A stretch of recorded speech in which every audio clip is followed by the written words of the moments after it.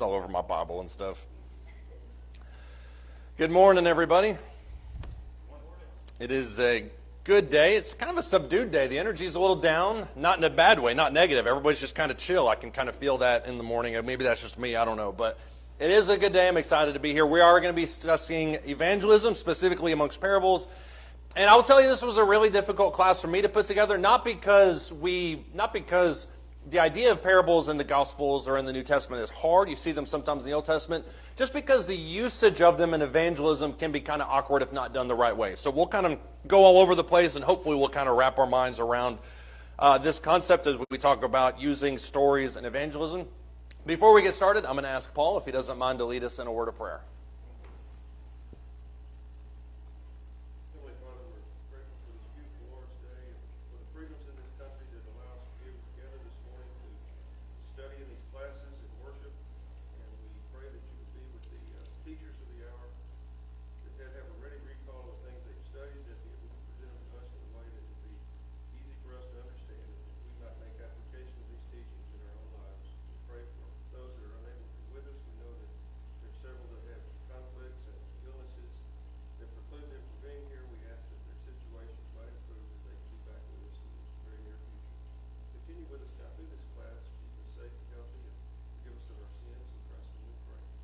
Amen. Thank you. Parables are not usually the words that we use to describe stories. We use something like stories, illustrations. You can use kind of something along the lines of memes or something like that. Basically, when we talk about this, when we talk about parables today, I want you to try to think of it in a modern day context. And that will kind of become a little fuzzy right now. But when I talk about teaching with parables, I'm talking about using stories, illustrations, anything that can create some kind of visually appealing thing in the minds of people to kind of discuss what the gospel is all about. I'm getting a little bit ahead of myself here. What is a parable, though? Like I said, I just want us to put it in modern day context. What is a parable, though, strictly speaking? Story. It's a story? Thank you. Yeah, that's exactly what I guess I spent the last couple minutes leading up to. It is a story. Right, that's the way we commonly describe it, is it's a physical story that's used to illustrate a spiritual truth. Curtis, is that what you were going to say, too?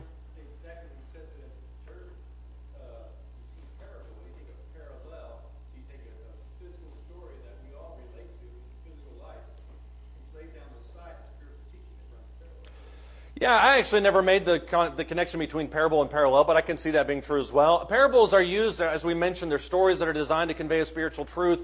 Parables are defined, at least in my interpretation, from what I've heard other people use them, they're defined as throwing something alongside of. And so if you're using a parable, as Curtis mentioned, you have something that everybody kind of understands, and then you also have something that maybe people don't understand. You run them together, people are able to make connections in one area. It's not a huge leap to make a connection to the other area. That's why when we talked about anything that you can use to illustrate the point in today's context, it's not necessarily a parable. I'm not trying to say that everything today is parables, but you can kind of achieve the same purpose if you use graphs or illustrations or some kind of short stories, memes, infographics, that type of stuff. Lee? Also, with a parable, if I attack you with something that you have something wrong, you also build up a defense. With a parable, you might be able to show this illustration and you're not attacking them. Right. And they can put it together. Yeah, that actually answered the question I was about to say. And for a second there, I thought you were actually going to pick something that you could attack me with, which was about to make me very defensive, which proves your point. But I think you're right in that they are used if somebody makes something kind of pointed comment. You know, you're never going to get across to them in that way. But if you use them in a way that maybe they draw their own conclusion, I think that's super valuable. Now I'll ask the question that Lee just answered, which is what makes parables so effective? Because that's one reason, I think. What makes parables so effective? Or stories, illustrations, anything like that? They're not threatening, and that's a little bit of what Lee said. If I come to you with a story, I can convey a spiritual truth without making it address it specifically. We'll talk about this in a little bit, but Nathan's story with David in 2 Samuel 12 is a perfect example of that in action. Curtis?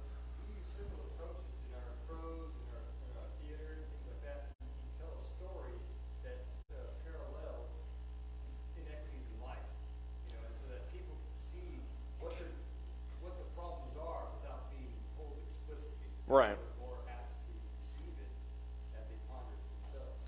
Yeah, I mean, it kind of kind of centers around the same idea we talked last week when we talked about questions. If you're able to form your own conclusions to the thing rather than somebody just being telling you the same conclusion, then that's totally different. And once again, getting back to the story with Nathan and David, that's exactly what Nathan did. Nathan shows up to David's doorstep, and he says, there's a guy over here who has a ewe lamb. He's very precious to him. This guy who has lots of them took from the little guy. What would you do with that, David? David is able to objectively look at the situation and make a declaration about it. And that's the same situation that we do. When we hear a story in today's world, we say, well, this doesn't make any sense. Well, that's exactly what you're doing. And so presenting things in a way that people can draw their own conclusions, I think, is really valuable. Why else are illustrations effective? Yeah. Well, I was going to say is that you can relate to that. They usually say that if you can talk to somebody about something that they're familiar with, they can pull out the information you're trying to get to them because they understand that portion. Yeah, if you have somebody who is talking about, if you have somebody that you're trying to describe, which let's just pull the hardest biblical concept in my opinion, if you're trying to describe the Trinity to somebody and you have this long illustration with all these different verses, that's valuable. But if you're able to put it in a triangle format, then I understand a triangle. We can talk about that. I can see it in these other ways. So you're right, it helps people relate to something. I think that's a good way to put it too. What else makes parables so effective? Oh, sorry, Lee. I'm not ignoring you on purpose. I don't want to be answering your next question. Be very careful about that. I'm just going to fold up shop and we'll call it right here if that's it. Well, somebody may only know part of the truth, but it also helps you know the whole truth. Yeah, if they don't know everything about it, then you can tell a story and it can illustrate even more, and it can do it in a very succinct format. Instead of saying, okay, here's 10 more sermons you can listen to, you can look at this and you can study more, and they can kind of build their own knowledge, obviously based on truth. I do agree with that too. Ken? Ideally, they're simple, yeah.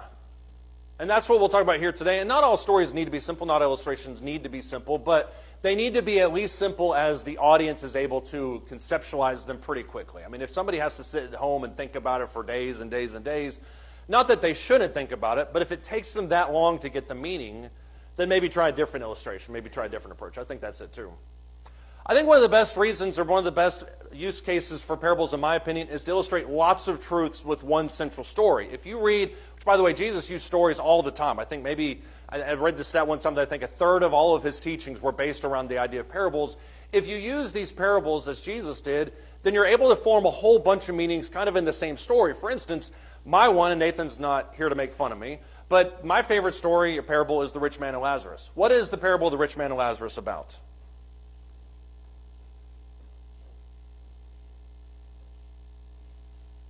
It's number 37, I think, on that list. It's number 1 on my list. Kurt?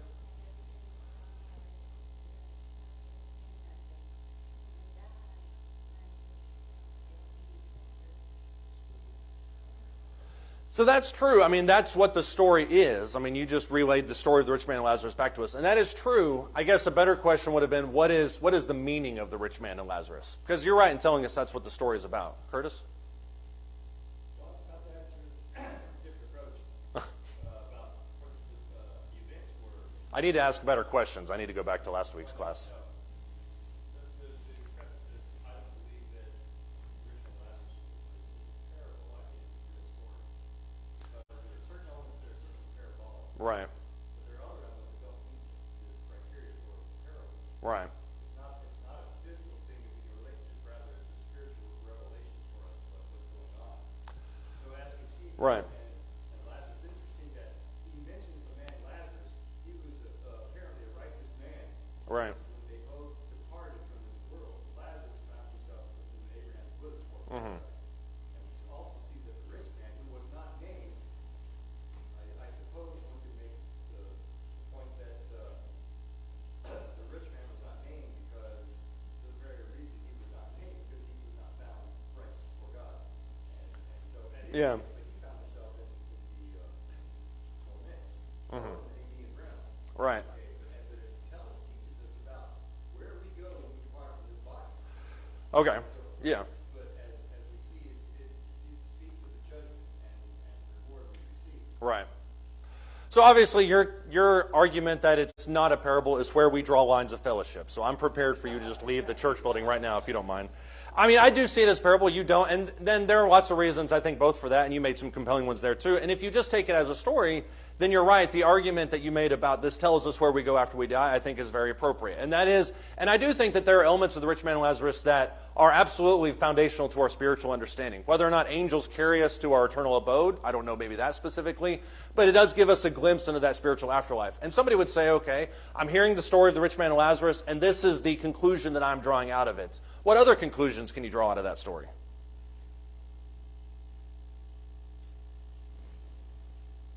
Yeah, Lee, sorry. Now is the time for salvation. Right. It's over with, it's over with. Right. Now is the time for salvation, and that's what the rich man says when he's in torments. He says, he says, go and tell my brothers, because that way they don't come to this place. Yep. There's an air of finality to it.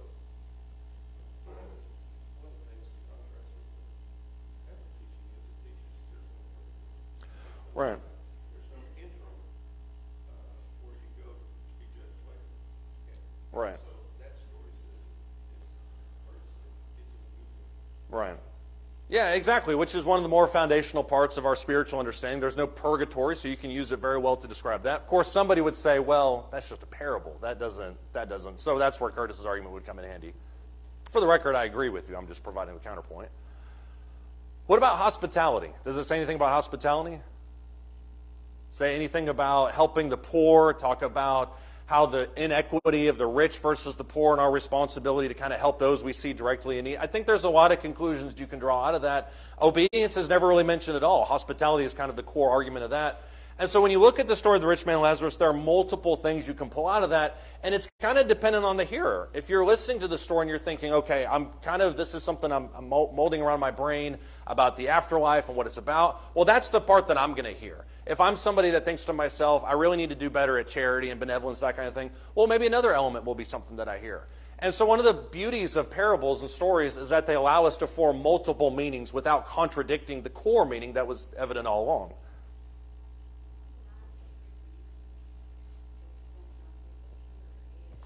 Right.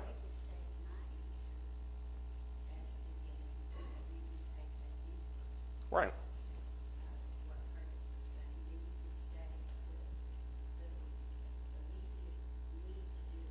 Right. Along with yours of needing different things. Here's a parable or this story, revelation. Right. Tells us or can tell us Yeah. that we can learn from this one. Right. Yeah, that is one of the other good parts about parables is you can make them as shallow or as deep as you want to, and I don't mean shallow in a bad way. You can make them too deep to the point that you draw conclusions that God never intended. But if the only thing you get out of it is judgment is final, then that's great. The parable achieved its purpose. If you go further and you say, well, this is a glimpse into the afterlife and things like that, well, that's a little bit of a deeper meaning. But the audience kind of depends on how deep or how shallow they take it. So I do think that's benefit as well. I would ask the question this morning, what is your favorite parable? If you want to, you can bring that up. Does anybody have a favorite parable? It doesn't have to be on this list. Mine was because I created the PowerPoint, but it can be one that you have. The only reason I asked that question was because I had a slide. If I didn't, I would just skip right past it. Curtis? What?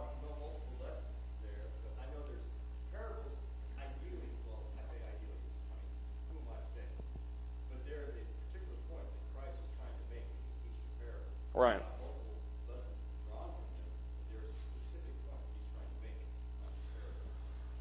That's true, and we don't have to go too deep into this, but what is the specific point that Jesus is making?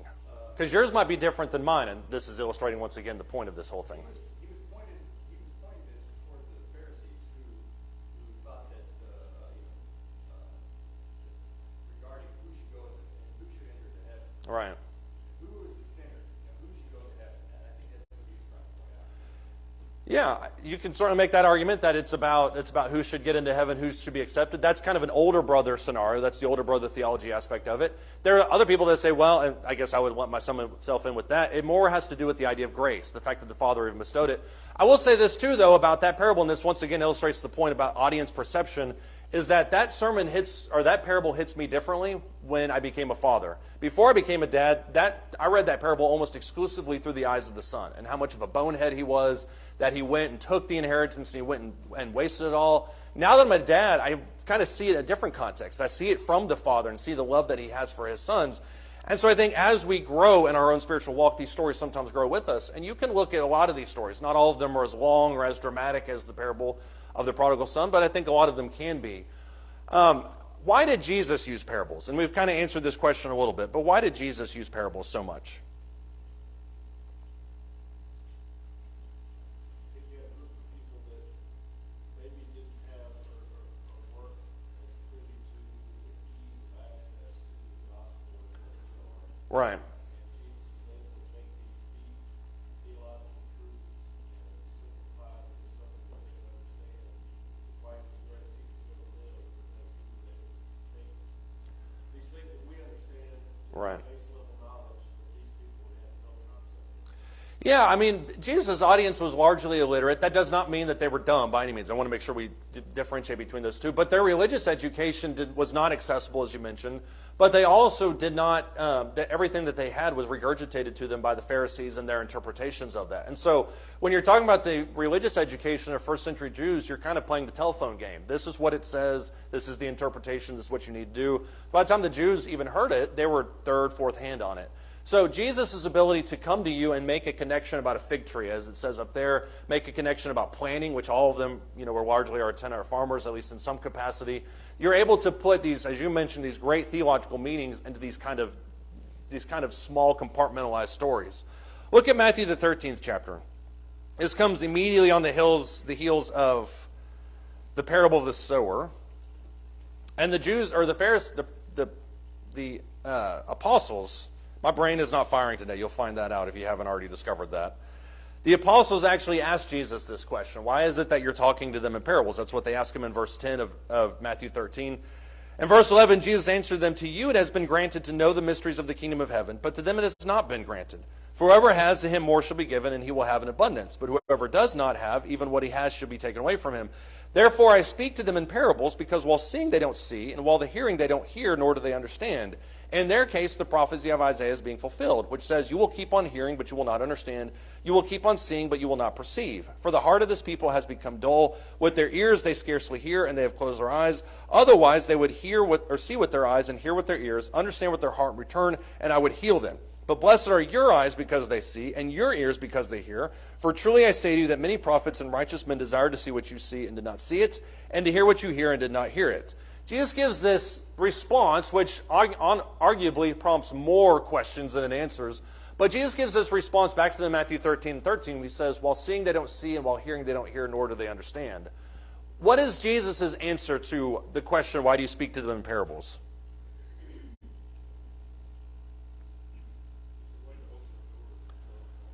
It is a way to open the doors to their closed heart. I think that's one way to kind of penetrate into them, because for whatever reason they're not getting it. And once again, that's not a slam on them. It's just these are really possibly new concepts that they hadn't heard before. So it's a way to kind of open up and get into their heart. Curtis? It seems to me that it's opening up the truth, spiritual truths to those who have no ears, see them. Right. Closing the doors to them who don't think on that point.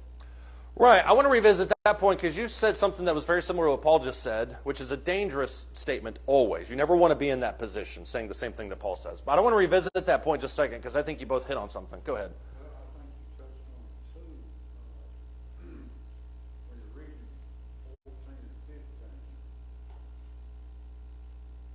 You said the teachings are going, basically through the Pharisees, they're pitching the information that the Pharisees.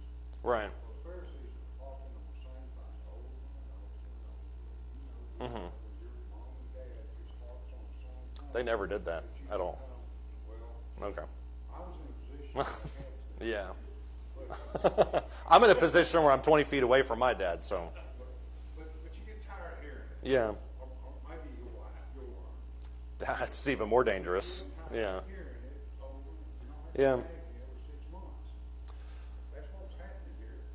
The Pharisees were just on and on and on, and people were coming to oil. So Yeah. he's teaching that parable to kind of change up the.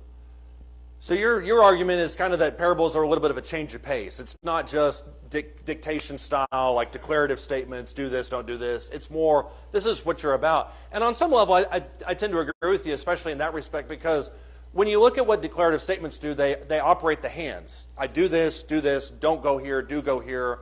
But parables have a way of shaping the heart, which is a little bit of what Paul and Curtis were talking about too. It allows you to access the heart and change the character from the inside out. Because as you ponder these parables, you think, okay, how am I like the rich man, and how am I like Lazarus? Or how am I like this seed? How am I not like this seed? How can I become those things? So the more you think on these stories, the more you ponder them, changes you from the inside out. Sandra?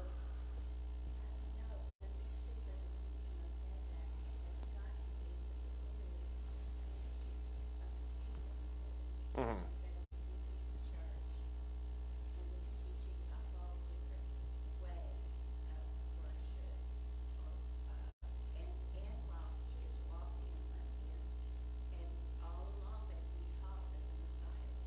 Right.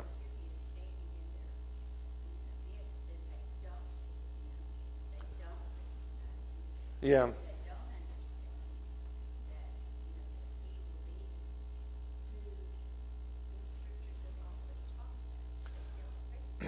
Right. You are right in that I think the assumption about the fact that it's kingdom-centered I think is really, really important. That being said, he could have talked about the kingdom in any format he wanted to. But what's interesting is when you jump down to verse 34 and 35, parables seem to be a central focus of that. If you look at these two verses, it says, all these things Jesus spoke to the crowds in parables, and he did not speak to them without a parable. This was to fulfill what was spoken through the prophet, saying, I'll open my mouth in parables, and I will utter things hidden since the foundation of old. So there is this sense in that the things that he's saying are hidden. That was what was alluded to already a second ago. But what you're talking about is also the fact that these parables are very kingdom-centered, but they're designed, once again, to talk about the person that you should be, which is what Joe is addressing too. The best way to do that, in my opinion, is to use a parable because it provides long-lasting things. We're going to talk about the apostles here in just a second. I think I know what you're talking about when you look at it that way. Paul? I think these parables also soften the image, because the image he portrayed to these people that don't know exactly who he was pretty harsh. Right. It's like a know-it-all. So I think this would soften his image, so they don't That's true. There's a statement made, I think it's in Luke the 11th chapter, or maybe it's in John 11, where it talks about how the guards didn't arrest him because he didn't speak like everybody else. I think that has two components. Number one, which is what you talked about, it's a very approachable style of speaking, but also the fact that he spoke with authority, the fact that he's not regurgitating information from other people, which y'all mentioned earlier I think is really important too, because when you look at what he quotes from in verses 14 and 15 of Matthew 13, and this is in the middle of a chapter that has numerous kingdom parables, to Sandra's point. These two verses in verses 14 and 15 are come from Isaiah 6. It is the most oft-quoted Old Testament verse, I guess, in the New Testament by any writer. Paul uses it a couple times. Jesus uses it a couple times. And the whole focus of verses 14 and 15 from Isaiah chapter 6 is the idea that this is willful misunderstanding. It's not that I hear it and I just don't understand it. It's that I hear it and I choose not to get it. And so to their point a little bit earlier, the parables are going to penetrate straight to the heart because it gets through that layer of saying, well, I don't want to follow it. You kind of can't help but listen to it if it's encapsulated in a parable. Does anybody have any thoughts or comments about that? Curtis, Ken, and then Lee, in that order. I think it was Romans chapter 8 where it talks about those who are not united cannot submit themselves to the will of God. Right. And I think that's the case in point where the person that's not thinking on the spiritual plane, they will not submit themselves to the revelations of God. Right. I think that's even in some capacity what's mentioned about being led by the Spirit, which we're going to talk about this morning. It's the idea of I'm already thinking about these things, and this is God's word that's coming to me, and I'm hearing it, and I'm understanding, I'm focusing on it. But to somebody who views things through a specifically carnal lens, they're not going to make that leap. And that's why Nicodemus is such a valuable concept, is because he was somebody that was already thinking that direction. And keep in mind, he's not talking about a Calvinistic sense of this is just not who I am. What he's asking for us to do is to be open to these things. And as we explore them, we become more agreeable with what obviously Jesus is teaching because it makes sense. Ken?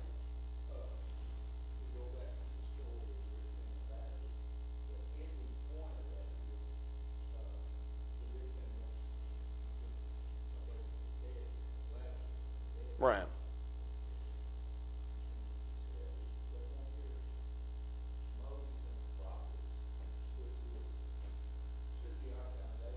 Right. Yeah. Yeah, which is a really powerful point. If you don't hear what they say when you're alive, and you don't hear what God, and especially as he mentions there, the law and the prophets, then you're not going to hear if somebody comes back from the dead and says, well, you should do this, because you can dismiss that just as easily as you can dismiss everything else. Yeah. Lee, did you have something? Well, I really don't have anything. I thought I saw your hand, so that's why I said it. The part where he says callous, they just don't really care. The majority just don't really care. But those of us that do care, we will get better understanding. I agree with that, and I kind of kick back a little bit whenever I hear somebody say that they're callous, which a lot of them were. I'm not dismissing that.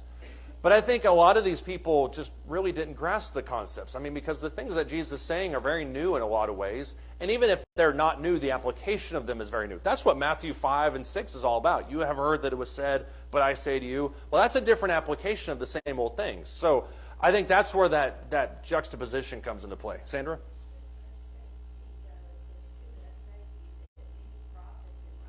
Right.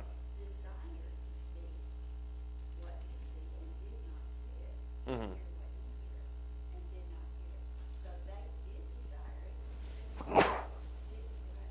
Right.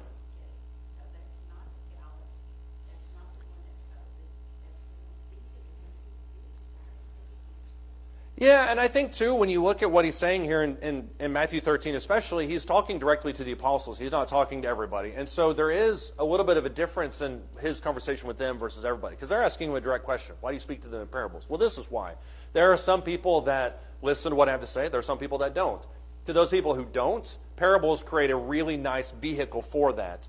And so I think when you look at especially this conversation, for instance, in verse 11, Jesus has a statement that's very pointed and almost seems unfair. If you look at verse 11, he says, to you it has been granted to know the mysteries of the kingdom of heaven, but to them it has not been granted. What does Jesus mean when he says that? Because that almost seems like favoritism.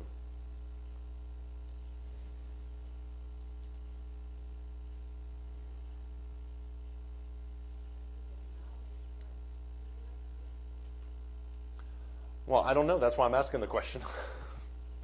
Yeah. Other than knowledge, what else is there? They don't have like different rules to get to heaven than us. I'm not implying that. But what does he mean in verse 11 when he says, to you it has been granted to know the mysteries, but to them it has not been granted? That seems awfully favorable.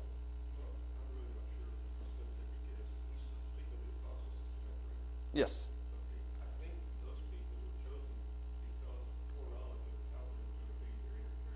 Mm-hmm. So because of that, they understood these teachings.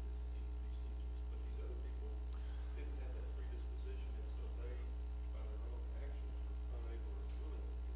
I think that apostles were favored because they were predisposed to be that kind of person. That can be true, but you can make the argument that there were other people that were predisposed. Nicodemus is one of those. You know, I'm coming from far off to come listen to you. And also the fact that the apostles, most of whom abandoned Jesus, maybe kind of provide a counterpoint to that as well. But you're right in that these men were charged with something extra that everybody else wasn't. To them it was given and it was granted. They were the ones that were supposed to be Jesus' direct ambassadors. So there's a little bit of a different group there than everybody else. I do agree with you on that. Dad? Well, to me, the reason for it is because they've been with him for quite a while. Right. And they were parable after parable after parable from him. And they tried to understand it. But eventually they just said, why do you talk like this? Most people don't talk like this, so what are you trying to impart? Yeah, I mean, the storytelling aspect is unique. The Pharisees certainly wouldn't do that because that requires creativity and imagination. And most of them were just charged with saying and regurgitating the same thing over and over again, which you see in various churches in today's world where they just kind of repeat from a common book or whatever it is. And so Jesus' style of teaching is drastically different than a lot of people's. Not too different from especially the Greek and Roman philosophers, but it is a little bit different from other people. But they're saying, why are you speaking to them? Because this is new to us. This seems to be a pattern. I think when you're looking at the specific advantages, quote unquote, that the apostles have, there's two that come directly to mind. One of which is proximity. They have the ability to get in close with Jesus and say, look, why is it that you're doing these things? The other big one, in my opinion, is repetition. Most of Jesus' audience would be transient. They come in, they leave, they show up. Maybe some of them can't hear from the back row. And so they're not exposed to the constant exposure to Jesus that the apostles would be. And so for somebody who just gets to hear a little bit of Jesus' sermon, then has to go back to the farm, a parable is something perfect for you to grab hold of and move forward in your life. And I think there is a time, as we see now in John 16, there is a time when Jesus speaks to them more direct. Look in John 16. John 16, the context of this is the upper room scene where Jesus is very close with his apostles. He's speaking to them very directly. And this is especially at the part of the speech when you get to the end of this upper room scene, which is where we're about to read. It gets very intense. It's a lot about persecution. It's a lot about what you're going to go through. In verse 25 in John chapter 16, Jesus says, these things I have spoken to you in figurative language. There's been a lot of things that I've spoken in metaphors and parables, that kind of thing. An hour is coming while I will no longer speak to you in figurative language, but I will tell you plainly of the Father. And that day you will ask in my name, and I do not say that I will request of the Father in your behalf. For the Father himself loves you, because you have loved me and have believed that I came forth from the Father. I came forth from the Father, have come into the world. I am leaving the world again and going to the Father. Jesus makes a pretty big leap, and this isn't usually discussed when we look at John 13 through 16. Jesus makes a pretty big leap when you get to this upper room discourse in terms of difficulty level. Because the things that he says, in my opinion, in this upper room scene, he doesn't really talk about in as bold formats. But when you look at verse 25, he says, there are things that I've told you that you need to think on, that are figurative. There's going to come a time where I don't talk to you anymore in this way. You are charged, apostles, with going out and teaching in a way that can impact people's souls. And you need to know this truth. I'm not going to speak to you in figurative language. I'm going to speak to you in a way that you need to go and bring that to other people.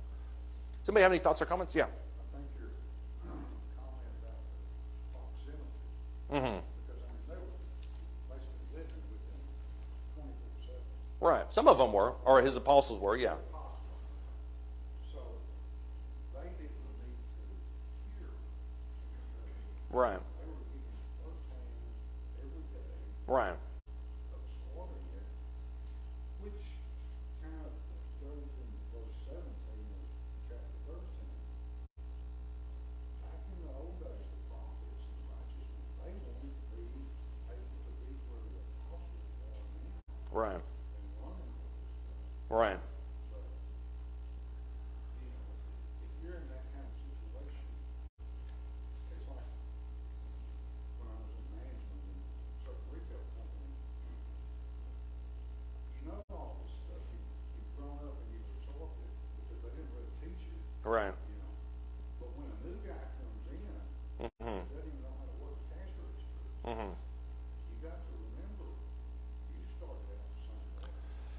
Yeah, the exposure that the apostles would have had to Jesus is second to none. I mean, especially when you factor in all the non-parables things that they saw. I mean, you think about the transfiguration, there's no ambiguity there. I mean, Jesus is changed right in front of their eyes. You think about the resurrection.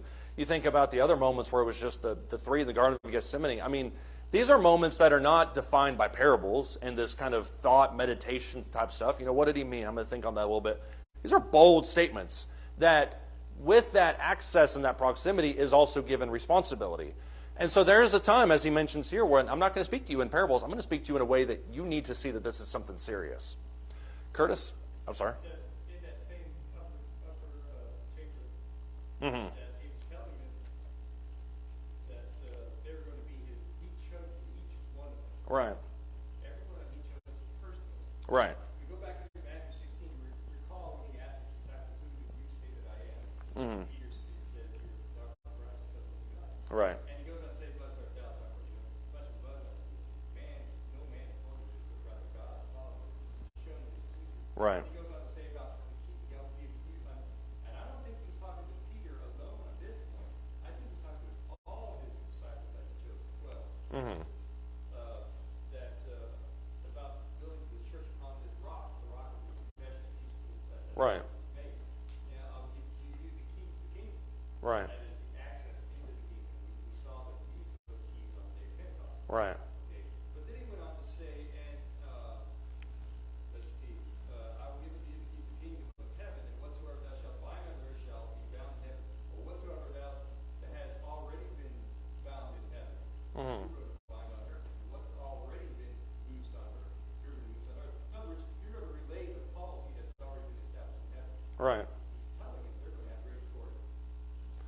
Yeah, yeah. Why, just as you said, there are going to be things they need to know in order to relay that information. Right.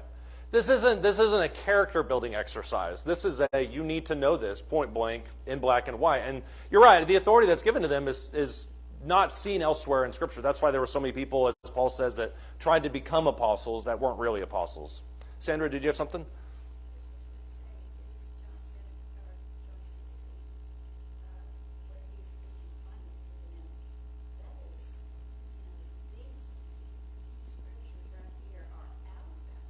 Right. This is the God that I worship. Right. Who came from God to earth and returned to God. Mm-hmm. And they had no need to question him anymore because that was very plain. Right. I am from God. And that's what we're saying out here. We believe that he came from God.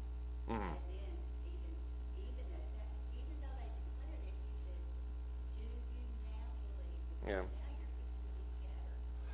Yeah, and as you get closer to the cross, there's less ambiguity. I mean, at John 13 through 16, there's not any parables. I mean, there may be a couple that I can think of, but there's not. It's just this is it, and he keeps the same mentality with his audience. You know, do you now believe? I'm telling you this now, but I've hinted at it for 3.5 years. So the closer you get to the cross, the closer you get to game time, the less ambiguity and metaphors are in use because. I think that these last things that were spoken very plainly are the very things that they did Right. with them when they began their work. Right. They know, it's not a story. It's Right. not a good shepherd. It's not Right. all those things. This is the Son of God. Now let me tell you about it. Right. Which flies in the face of most interpretations in today's world, which is, well, that's what he says, but what did he really mean? I mean, Jesus is pretty open about what he means at that point in his life, for sure. There's a couple times where this idea of parables, I think, comes in really handy. We've talked about one of them so far. This one is the other one. Matthew chapter 21 is the parable of the wicked vine dressers. We don't have time to read it. But Jesus has this long parable that he talks about how this master goes on a journey. He then leases the vineyard out to these vine dressers. They're incredibly wicked. He sends 3 different times people to come and bring fruit from it. What do these vine dressers do to the messengers from the master? They beat him. Different times they torture him. Sometimes they kill him. Finally sends his son. And what do they do to the son? They murder him, exactly, thinking that they're going to respect him. And then Jesus asks this question. This is the beauty of parables, and especially the way Jesus applies them, is he just asks them objectively. He says, what do you think that master's going to do when he shows back up? To which the Pharisees respond with what? Does anybody know the phrase specifically? Because it's an amazing phrase. He's going to bring those wretches to a wretched end, and he will remove the vineyard from them. That's their declaration. That comes straight from their mouth. And then Jesus says right back to them, this is exactly what you guys are doing. Oops, I got these out of line. He says, this is exactly what you guys are doing. And in Matthew 21 and verse 45, it's at that point that they understand that he's speaking about them. And so the detachment from the scenario allows the listener to make an objective case about the situation. Okay, here's the story. This is what happens. How would you respond to this? Hypothetically, they're able to objectively say, well, this is what makes the most sense. This is what I would do. And then in verse 45, you realize that you're speaking about them. Nathan does the same thing with David. Tells the story about the ewe lamb. What would you do to this? David rattles off, and it's especially alarming because of how vicious it is. He says he's going to restore to him 7-fold. He needs to be punished, all these different things. And then in 2 Samuel 12:7-8, Nathan points the finger right at David and says, you are the man. This is you that's doing this. And so you're able to make this objective viewpoint about a situation or objective judgment about a situation without the pressure of being personally involved. And of course, afterwards, you think, well, that was kind of me. I kind of did do that. So you're able to make the application without it being more direct, which circumvents the ego. Let me ask you this question as we kind of end. We've got one big thing I want to do at the end, but let me ask you this question before we get to that. Can we use parables when we evangelize today? Curtis says we can. Got one vote out of 53, I think.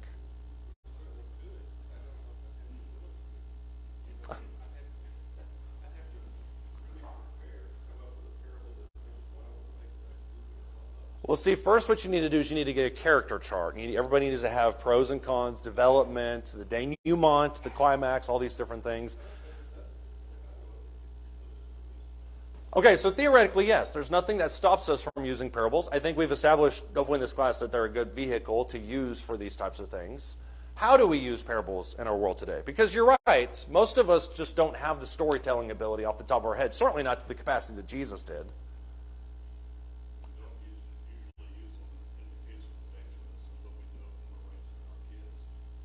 Why did you just look at me when you said that? That's true. Yeah, that's not the. I've seen that look before, and I got it when I was 12. What do you mean by that when you say that about raising kids? Well, when we're trying to teach the kids not to steal or not to tattle or not to or to clean their room or whatever, we can tell stories that they can relate to as to why they need to do that. Get some really bad memories coming back. But yes, you're right. You are right. You can use stories in the moment, and they don't have to be grand. And that's kind of the thing that we need to realize about this is we've talked about stories and parables, and the way we conceptualize stories and parables are these big sweeping prodigal son. The son leaves, he abandons his father, and there's all these different things, and that's a story that's worthy of a Pulitzer if it were about 20,000 words longer. But that's not really all parables are. Parables are very simplistic, and I think if you think about them in different terms, you see them all over the place in the New Testament. For instance, in Mark, the 1st chapter, verse 17, Jesus says, "Follow me, and I will make you fishers of men." Well, that's not necessarily a parable, but it's parable-esque in the way that he's talking about evangelism in the same vein that he's talking to these people about fishermen. This is what their occupation was. Instead of doing that, I'm going to make you fishers of men. So it's the same mentality. It's just slightly different in the verbiage. You have in Matthew 5, verse 13 to 14, you're the salt, light of the earth. Well, everybody in that audience knows what salt and light are. So how am I like the salt and light? That forces me to ponder how it is that I am like these things. And then this chapter in James chapter 3 and verse 12 where he says, can a fig tree produce olives? Well, no. And everybody in that room, especially in James's audience, being Jews, most of them would have been familiar with fig trees. Jesus cursed one on his way into Jerusalem.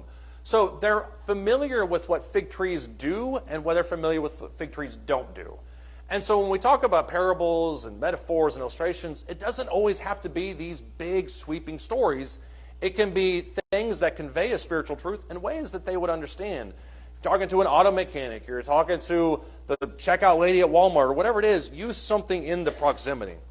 This is a story that I thought I'd never used before. Melina informed me that I used it 3 years ago. So if you remember this story, my apologies, but also my commendation for your excellent memory. But this is a parable or a story that I remember hearing during an invitation when I was a kid. I was probably 14, 15 years old. This was the whole invitation with this story. And then I think he said stand and sing right after that. So that part was kind of awkward. But the story has always stayed with me. So I apologize if you've heard it before, but I still think it's worth reading at least again. The day is over, and this is, by the way, it's going to be very, very noteworthy, especially in a post-COVID era. The day is over. You're driving home, you tune in your radio. You hear a little blurb about a little village in India where some villagers have died suddenly, strangely, of a flu that has never been seen before. It's not influenza, but 3 or 4 fellows are dead, and it's kind of interesting. They're sending some doctors over there to investigate it. You don't think much about it, but on Sunday, coming home from church, you hear another radio spot. Only they say it's not 3 villagers, it's 30,000 villagers in the back hills of this particular area of India, and it's on TV that night. The news runs a little blur. People are heading there from the disease center in Atlanta because this disease strain has never been seen before. By Monday morning when you get up, it's the lead story, for it's not just India anymore. Now it's Pakistan, Afghanistan, Iran, and before you know it, you're hearing the story everywhere, and they've coined it now as the mystery flu. The president has made some comment that he and everyone are praying and hoping that it will all go well, but everyone's kind of wondering, how are we going to contain it? That's when the president of France makes an announcement that shocks Europe. He is closing their borders. I told you it was very reminiscent of COVID. No more flights from India, Pakistan, or any of the countries where this thing has been seen. That night, you're watching a little bit of CNN before going to bed. Your jaw hits your chest when a weeping woman is translated from a French news program into English. There's a man lying in a hospital in Paris dying of the mystery flu. I don't know if I can finish the story. I'm sorry. Let me just take a second. This was not on your Bible class bingo card, I'm sure. It has come to Europe. Panic strikes. As best they can tell, once you get it, you have it for a week and you don't know it. There you have 4 days of unbelievably brutal symptoms and then you die. Britain closes its borders, but it's too late. Southampton, Liverpool, Northampton. And it's Tuesday morning when the President of the United States makes the following announcement. Due to a national security risk, all flights to and from Europe and Asia have been canceled. If your loved ones are overseas, I'm sorry, they cannot come back until we find a cure for this thing. Crying was not a part of the class this morning, in case you're wondering. Within 4 days, our nation has been plunged into unbelievable fear. People are selling little masks for your face. That's the part that I think is especially scary about this whole story because it came out years before COVID. People are talking about what if it comes to this country, and preachers on Tuesday are saying it's the scourge of God. It's Wednesday night, and you're at a church prayer meeting when somebody runs in from the parking lot and says, turn on a radio. And while the church listens to a little transistor radio with a microphone stuck up to it, the announcement is made, 2 women are lying at a Long Island hospital dying from the mystery flu. Within hours, it seems, this thing just sweeps across the country.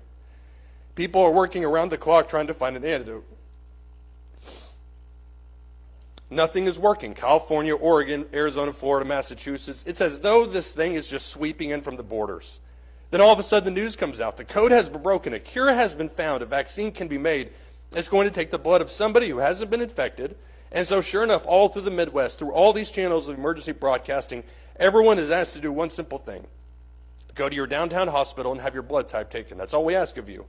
When you hear the sirens go off in your neighborhood, please make your way quickly, quietly, and safely to the hospitals. When you and your family get down there late on that Friday night, there's a long line, and they've got nurses and doctors coming out, pricking fingers and taking blood, putting labels on it. Your wife and your kids are out there, and they take your blood type, and they say, wait here in the parking lot. If we call your name, you can be dismissed and go home. You stand around scared with your neighbors, wondering what the world is going on, and thinking this must be the end of the world. Suddenly, a young man comes running out of the hospital screaming. He's yelling a name and waving a clipboard. What? He yells it again. And your son tugs on your jacket and says, Daddy, that's me. This is the part that always gets me. Before you know it, they've grabbed your boy. Wait a minute, hold it. And they say, it's okay, his blood is clean, his blood is pure, he doesn't have the disease. We just want to make sure that he's got the right type. 5-10 minutes later, come out the doctors and nurses crying and hugging one another. Some are even laughing. It's the first time you've seen anybody laugh in a week. And an old doctor walks up to you and says, thank you, sir. Your son's blood type is perfect. It's clean. It's pure. We can make the vaccine. As the word begins to spread across all that parking lot full of folks, people are screaming and praying and laughing and crying. But then the gray-haired doctor pulls you and your wife aside. He says, may we see you for a moment? We didn't realize that the donor would be a minor, and we need you to sign a consent form. You begin to sign, and then you see that the number of pints of blood to be taken is empty. Well, how many pints do you need? And that's when the old doctor's smile fades and he says, we had no idea it would be a child. We weren't prepared, but we need it all. But you don't understand. We're talking about the world here. Please, son, we need it all. We need it all. But can't you give him a transfusion? If we had clean blood, his type, we would. But can you sign? Would you sign? And in numb silence, you sign. And then they say, would you like to have a moment with him before we begin? Can you walk back? Can you walk back to that room where he sits on a table saying, Daddy, Mommy, what's going on? Can you take his hands and say to him, son, your mommy and I love you. And we would never let anything happen to you that didn't just have to be. Do you understand that? And when that old doctor comes back and says, I'm sorry, we've got to get started. People all over the world are dying. Can you leave? Can you walk out while he's saying, dear Mom, Dad, why have you forsaken me? I'm not going to look at anybody because the camera's watching. But I will ask you, what did you pull out of that story? I think there's a lot of things there that we can all get to. We will pick up next week. Thank you, guys.